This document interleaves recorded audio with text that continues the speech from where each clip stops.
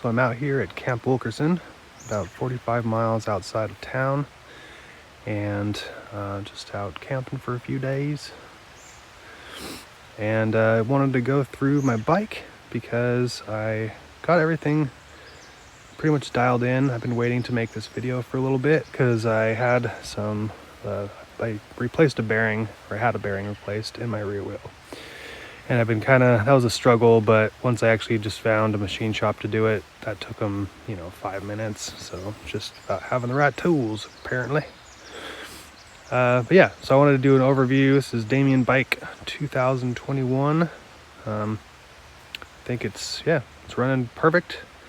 Everything is working, which is great. I even have a mirror that's not cracked. Look at that. That's right. Serious business. So, I'll go through the electrical system first, and then go through bike components, and then go through accessories that I'm using right now. So, let's start with the motor. I'm using a Crystalite H3540R. R stands for rear, and it has a L10 connector, or it didn't have an L10 connector. I wired it up to have a L10 connector, so don't mind my kind of rough look right there. But and then this goes up into the controller here, which is a Grinfinion 35 amp controller, and it works up to 60 volts, and I'm running 52 volts, and this is my giant 30.5 amp hour triangle battery made by EM3EV, wired in with a XT90 with a spark arrest on it, but then I have it adapted to 45 amp Anderson connectors because I'm running some step down converters, so that I added USB. I added a couple USB charging ports directly to my battery. So it's they were super cheap. One of them allows like variable voltage, so 36 volts up to 60, I think, still. And then that drops it down to 12 volts, and then I have a 12 volt to 5 volt 4 amp. Yes. So anyway, I have a total of 4 amps that I can USB charge with straight off of my battery.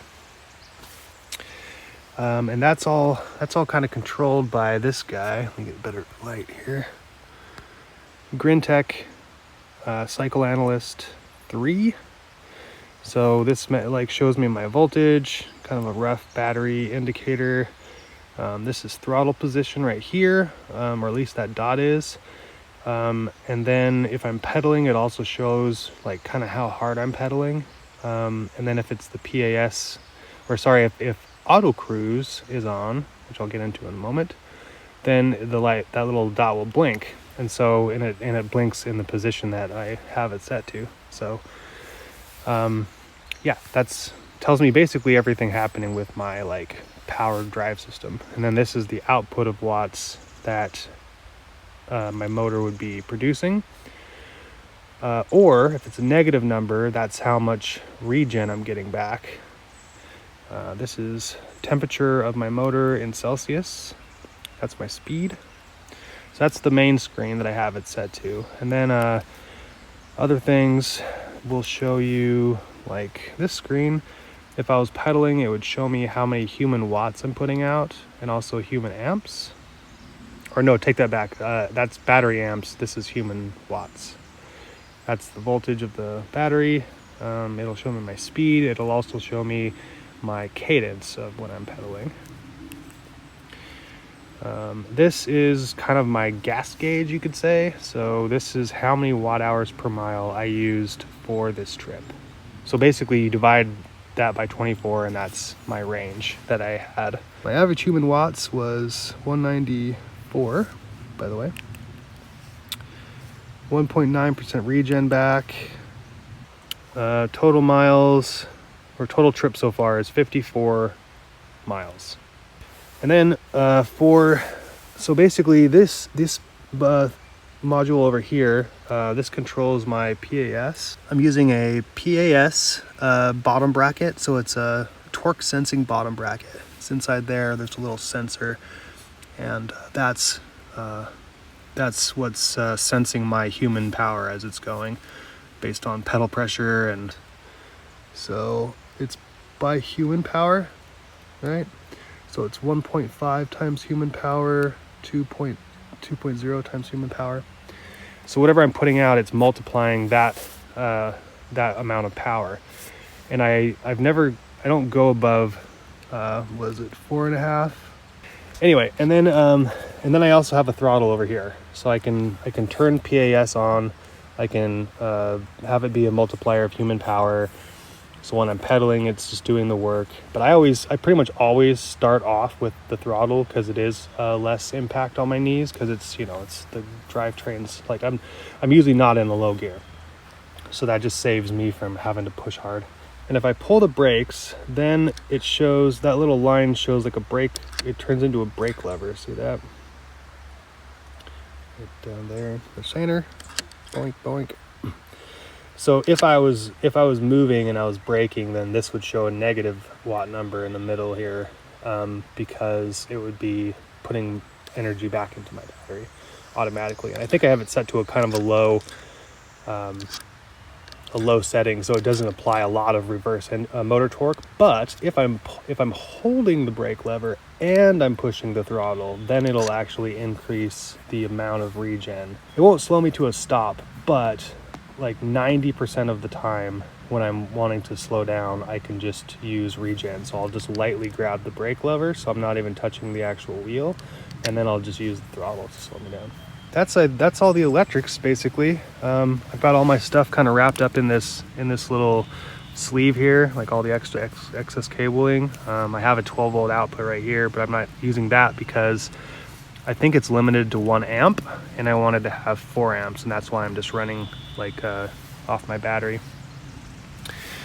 And then I guess lastly, I charge it using, so this is, I didn't want to adapt the actual battery, so I just terminated a little jumper like this. But my charger came with the XLR, which I really enjoy, and I just adapted it from a 45 amp Anderson connector. And last but not least is my charger, which is a cycle satiator. Really like it. So here's the XLR connector on the other end. Of course, it's only using 2 of those pins. It's just a really robust connector, and I really like it. And then this cable is replaceable, although I haven't had to yet, but I'm gonna probably order one soon. And then it uses a standard IEC cable. So I have a 15-foot, just so that I don't have to stretch anything. That's worked out so far. This is more or less waterproof, and there's no fan, so it's silent, which I really like. A lot of chargers have a fan on them. So, and I can like adjust what charge I'm doing, so I can have it charged to 100%, or I can charge to 80% or 90. So I have custom settings in there. So if I'm storing it for a while, then I'll just charge to 80%. And if I'm gonna ride far that day, I'll charge to 100. And sometimes and like for the most part, I charge between 80 and like 90%. So now I'll go to the bike. The bike is a Trek 820 mountain bike. Finally, every single part that came on the frame is no longer there. The last thing to go is the handlebars. So yes, every single thing on this bike is different now, but not to say that it like what it came with wasn't fine for the components that you get. But I've had this bike for a really long time. I've traveled at least 20,000 miles now on it. So I have a lot of experience on this bike, and I completely trust this bike. So for drivetrain, I'm just running an Altus 3x on the front. I believe it's a 48. I don't know what the bottom is. I think it's like a 36. It's just standard. I've got an Acera rear derailleur. I've had this forever. It's probably the first component I got, to be honest. For freewheel, I'm running the one that came on my original e-bike motor, because this one has lasted me longer than anything else. It's so funny. I bought an IRD one. They're like 60 bucks, and that thing just fell apart so quickly. It's unreal. For brakes, these are the Avid single digit 7s linear pull brakes, and I have, you can't really tell because there's so much mud on it, but the pad is a Cool Stop. And because of the regen braking, I don't actually go through pads nearly as much as I used to. Brake levers are just the e-bike brake levers with the electronic cutoff. I like a friction shifter for my rear shifter, so I don't have to worry. I can just, certain gears want it to be aligned in certain places, right? So it's just way easier to, like, you know, make a little adjustment that way. Just using a standard, you know, Shimano 3x cheapy tourney or whatever it is. Shifter on the front. So that's basic. Oh, then I upgraded the handlebars a little bit. They're a little bit higher rise, and I've got a pretty long stem, and then I've added this extension so that I can have my computer out front. It looks really busy, but it's actually not, and I just put my phone down here on this quad lock, either in landscape or portrait, depending on what I'm looking at. A bail. I use this as a Saigo light, 400 lumen, I believe. These are the Ergon Grips. Finally got a new mirror. This is the Miracle mirror. You can buy just a replacement glass, but I ended up having to buy another one again because these handlebars are smaller in diameter, and I threw away the old one, the old ones. I've gone through so many of those mirrors. Let's see, pedals. Pedals, I'm using Shimano Saint pedals. They're serviceable. Freaking love these pedals. I don't think they make them anymore. Got this dual kickstand, which I've had forever as well. It's getting pretty loose, so I've got a nice Velcro holder so it doesn't rattle around. Oh, I forgot to mention the front derailleur. That one's a Sarah, I believe, as well. My seat, I finally replaced my seat. I did try a bunch of different ones. I tried the Ergon seat. I've tried a couple of different Bontrager seats, and I went with this one. It's a Sport. It's basically the exact same seat I've always had, which is the SRS, I believe. But the only difference is this one has the cutout, whereas mine was just flat. And that's the one that comes on the bike. I really like the seat. That's what I've ridden on this whole entire time, basically. But I ended up bending the rails. So how are these ones doing? I didn't even look. Oh yeah, straight as ever. So this is really cool. This is it's a suspension seat post made by Connect, and you can like dial in, like, you know, it's really easy to tell the angle of the seat when you want, and this is like how much spring tension, like preload, is on there.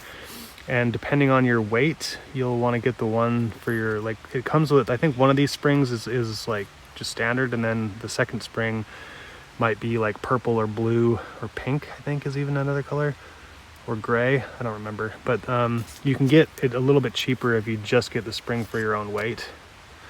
And I've loved this thing. What it does is the travel is up and down. So as you're bouncing, you're not shifting back and forth, which I know a lot of those suspension seat posts do. Or other ones are just like a little spring inside the, you know, and that just doesn't, I don't know, those don't really work very well, I found. So wheels, this is a Rhino Light rear rim, and these spokes are, I believe they're DT Swiss. They might be Supreme. I don't remember what he put in there. I'm pretty sure they're DT Swiss, but they are 12 and 13 gauge. Like, I think it's like the nipples are 13s and the spokes are 12, something like that. But they fit inside the rim, so he didn't have to like bore out the, you know, the eyelets right here, which is nice. I haven't had any issue. I never have any issues with Brian's wheels. So look up stoicwheels.com for any of your e-bike or regular bike wheel needs for sure. Based in Portland, Oregon. He built my front rim too. I don't have no idea what he used, to be honest. It's a little bit narrower. I don't know the hub he used. Looks like Aeon. I don't know. Yep, also great. It's working fine. I think those are just standard 14 gauge spokes. I have a Suntour. What is that? XC30 something, right? XCM. There we go. XCM 30. It's a slight upgrade from the stock fork. I just rebuilt them. These are Planet Bike. Sorry for the bird poop. Planet Bike mud guards. Oh, the racks. Yeah, of course. So rear rack is a rack time added. So rack time, boink. Addit is the model, but you can't get it anymore. So, and I've had this one forever.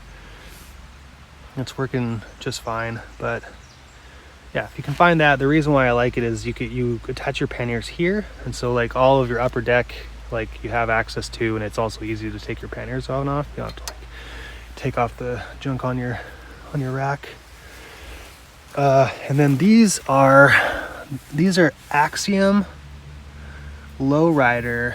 They do work really, really well. They work with this suspension fork. I have my front panniers probably loaded as much as my back. I don't really have much weight on, like I would say I have maybe 7 pounds in each bag. Yeah, that's a pretty good estimate. And then I have my tent on top, so I'm running maybe 32 pounds total of gear, maybe a little less. But these handle that just fine. I haven't had any issues with these. And they just mount to your skewer right there, and then just clamp here. That's it.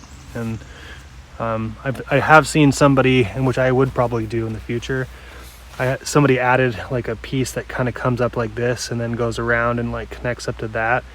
That does seem like a really good idea. Sometimes I've noticed my pannier kind of like, you know, wiggles a bit because it is a suspension fork. It's not solid, but that would be the only change I would make. But I honestly feel that this bike is done. This isn't the original bag. I actually ordered another one, but yeah, it was $20. It came in about, you know, 3 or 4 days, and I just swapped it out. But yeah, it split up here. So pro tip, don't hang your battery off of the top, if that makes sense.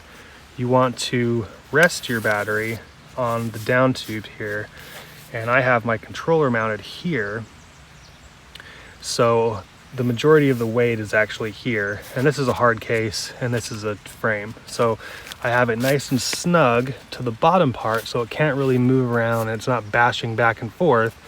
And then it's just lightly secured with the top ones, and that's been a lot better. I haven't noticed any strain on any of these guys here. So tires, forgot tires.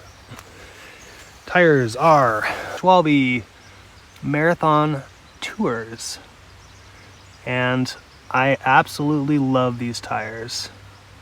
I know I say that in every video, but this time I actually, and I think I say that in every video too.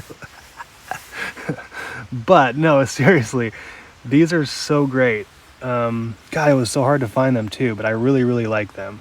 And yeah, I took out the liners. I'd been running tube liners in there for a while, and they were just causing me more problems than anything. And so I took out the liners, and I'm just running the tires with the tubes now, and I haven't had any issues with them. So going to accessories, we have battery bag, of course, which has USB charging. I've got a little bit of room in here, so I can throw my cell phone or a camera or, you know, something small, and charge up like a bike light. I can just toss it in there and it'll charge. This is my little accessory bag. and it's waterproof supposedly. I haven't tested that out yet, but it's just, you know, tossing stuff in, you know, keys, whatever I don't really need, or, you know, trash. If I'm eating a Cliff Bar or something, then I'll just toss the wrapper in there until I get somewhere.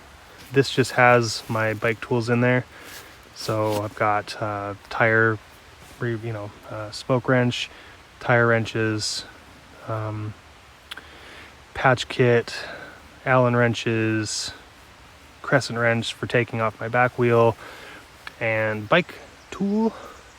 And then I've got in my panniers, when I go through my like tour gear list, I'll show you everything that's in everything. But all right, I think that concludes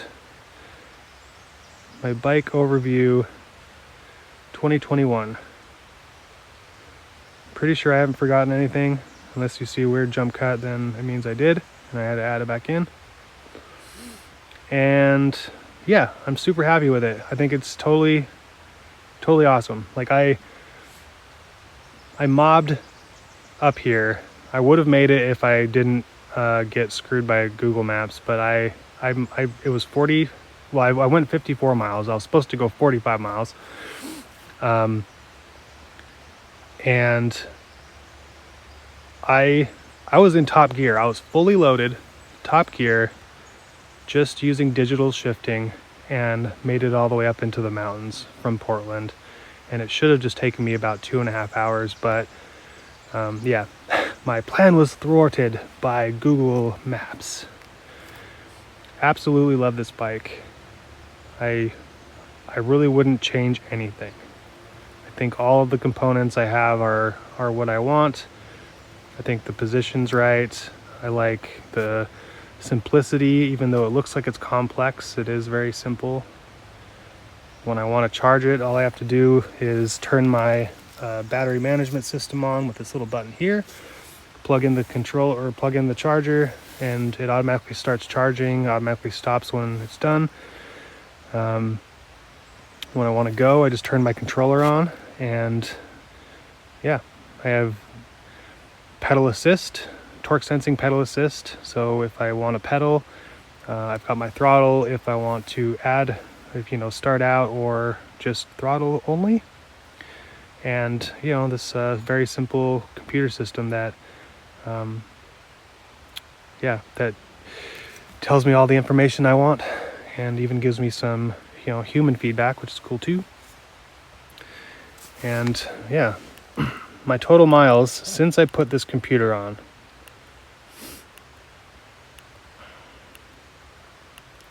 since I've been measuring, 8,697 miles. So my advice to people that are looking to build a bike is, whether it be mid-drive or hub drive, a lot of people have their weigh-ins on that, and I have mine, and I'll even make another updated video with my current status of that. Make sure that you do your research and get the components that are actually going to work. So for example, you might think any old mountain bike will work with this battery bag. Well, that wouldn't be true, because a lot of the 90s mountain bikes have the cable stays up here along the top, so you wouldn't want to run those over these, because then it's just going to tear it's going to end up just burning right through these. So you either have to relocate the cable stays to the bottom where this one already has, or you'd have to figure out a different battery option, right? Another thing is, maybe your dropouts are horizontal versus vertical. Then this type of situation isn't really ideal. Vertical dropouts are better. This bike only has linear pull brakes, and I did upgrade the fork, so I could put disc brakes on the front, but, and I've said this a million times, since I have regenerative braking, I don't really have to worry about disc brakes, because it gives me a lot of stopping power. just by doing that. And then applying brakes. I mean, it's basically like having double linear brakes if you want to look at it that way. Oh, I forgot to mention this, I guess. Planet bike, little blinky light, finally added one. Plus my helmet has one on the back too. So yeah.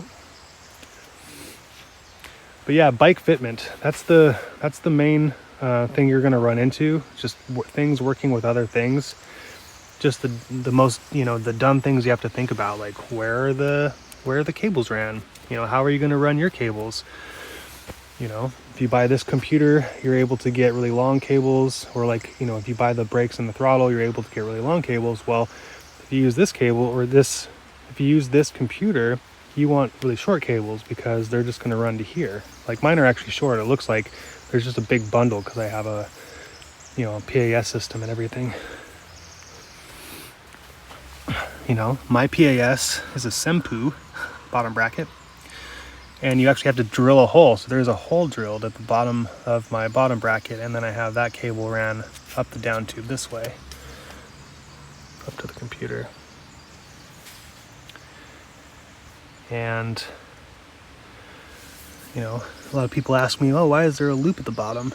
Well, it's because you want the cable to exit on the bottom so that the water can't get in there. I've taken this all the way to San Francisco. I've been all over the Pacific Northwest on it. I've been down the coast and up the coast and all over the place. It's treated me very well. It's the cheapest Trek mountain bike. It's steel. It's kind of heavy. But I still consider it to be the best platform for a rear hub e-bike. So if you're looking at what type of bike you want to use as your base, then you got to consider some things. So you could do a front hub motor, which is way more simple than trying to fit a certain type of freewheel and a certain type of gearing system. You might have a bike that has a lot better drivetrain, and you want to maintain that drivetrain and not be limited to like a 7-speed, which is what you are going to be if you're using a hub motor, unless you're using something that's that has like a cassette ability. So mine's a freewheel hub, but you can get them with cassettes now. And if you're running a mid-drive, then you would be, your drivetrain would be here. Your motor and everything would be down here. So those fit on a lot more bikes. That is a fact. But you do lose things. You lose things that you get. It's a trade-off. So 2 things a mid-drive does not have yet is regenerative braking. So that's kind of a big loss in my opinion, not having regenerative braking. Not for the fact of getting energy back, but just being able to use that reverse motor torque. You wouldn't be able to have auto cruise, so I didn't really mention that. But basically what I can also do is I have mine set to where if I hold the throttle for 2 seconds in one place, then it'll automatically go for me until I either hit the throttle again or I pull on the brakes. All right, I'm gonna get back to camping, folks. There you go. Damien's bike 2021.